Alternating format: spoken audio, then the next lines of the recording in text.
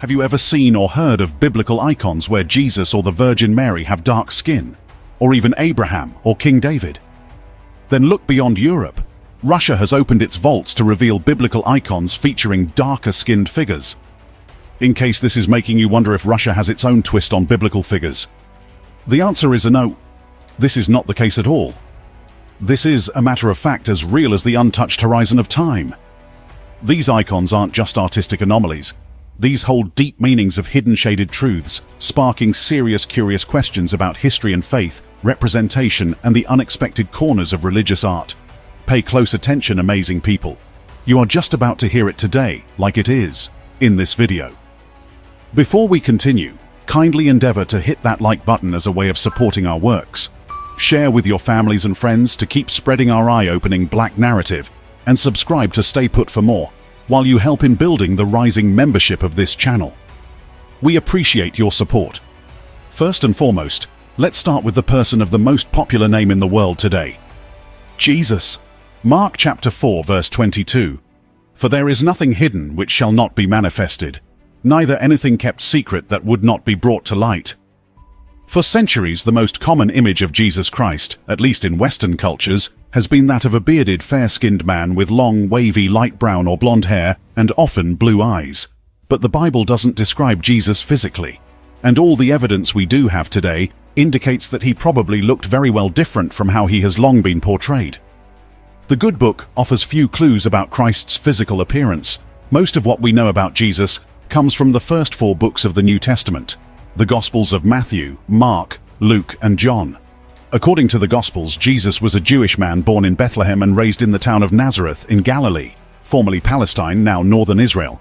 During the 1st century, we know that Jesus was about 30 years old when he began his ministry. So tells us the Bible book of Luke chapter 3 verses 23. But the Bible tells us virtually nothing about what he looked like, except that he didn't stand out in any particular way. The historical Jesus likely had the brown eyes and skin of other 1st century Jews from Galilee, a region in biblical Israel. But no one knows exactly what Jesus looked like. There are no known images of Jesus from his lifetime, and while the Old Testament kings Saul and David are explicitly called tall and handsome in the Bible, there is little indication of Jesus' appearance in the Old or New Testaments.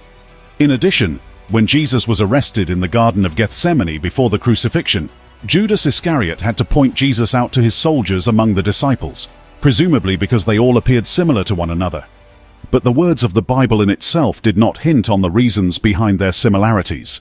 Whether they were white or black, or why or how they looked too similar, it did not tell. Considering these events, one is made to actually wonder, were these words deliberately expunged from the Bible to hide certain glaring truths, or did the writers of the Good Book of the Gospel fail to discuss these things? However, the portrayal of Jesus as a white European man has come under renewed scrutiny during this period of introspection over the legacy of racism in society, and over the actuality of truth. One of the major factors of this renewed scrutiny happens to come with the buzzing news concerning certain storming revelations from Russia.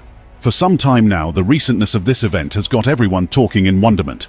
Russian President Vladimir Putin has decided to move one of Russia's holiest icons from a museum to a Moscow cathedral. This arises a debate around Putin's growing reliance on the church. Emphasizing on the importance of the holy icon, Putin ordered Andrei Rublev's Trinity be transferred to the Russian Orthodox Church from Moscow's Tretyakov Gallery for a year. The relocation of Russia's most well-known icon highlights how closely the war has intertwined politics and religion. The icon depicts the oak of Mamre, where the 3 angels visited Abraham in the book of Genesis. Did you notice anything about these icons on display? They are all black. Icons dating back to the 14th century, brought together from private collections across Russia. Rare and strongly challenging masterpieces, most of which were destroyed during the Soviet era. It's very beautiful. It gives you goose pimples. It's a remarkable exhibition. It's an exhibition which feeds the senses. Everything is so grey outside at the moment, and here suddenly it's a feast for the eyes. These icons that you see are the survivors of what is left. Had the museums not saved them, they wouldn't be existing today. There used to be millions of these icons, but now only 50,000 of them are within sight. The unveiling of these icons is a powerful testament to the enduring strength of truth. The authenticity of these paintings compels us to re-evaluate our understanding of the past, particularly regarding the presence and representation of black figures.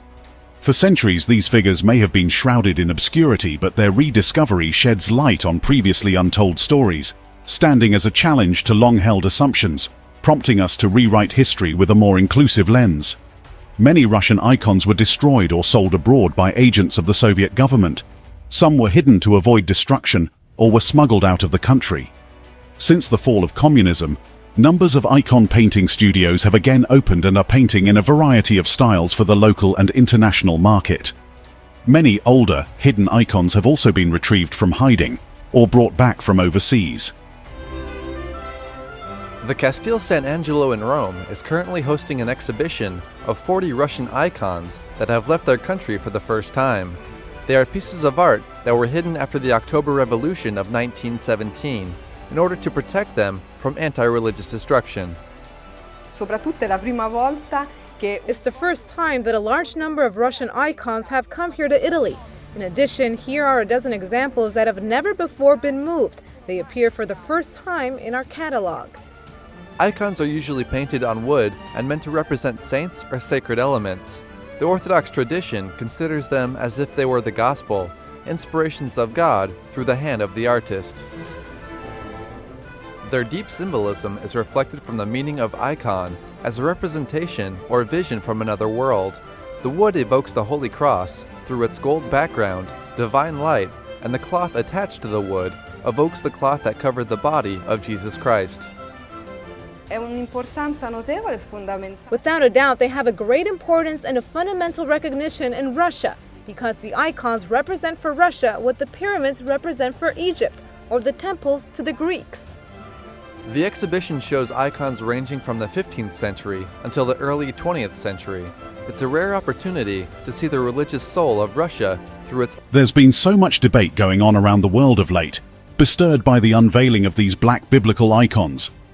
Some tend to think that the icons had blackened over time due to age, while others say that the blackness of the icons has nothing to do with age but are a measure of accuracy meant to depict the actual color of the skins of the people painted.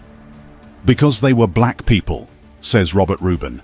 Why didn't their clothes change to black in those paintings or all of the paintings?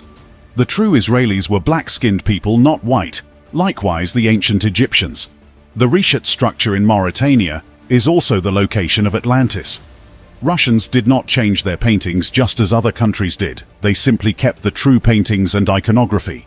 Look up ancient maps and you will see that the Kingdom of Judah was later located in West Africa. The Jewish nation was destroyed by Titus. Millions of Jews fled into Africa. They ended up in the west of Africa. From there they were sold as slaves to almost every part of the world. Do you think the hatred for black people is just normal or a coincidence? No.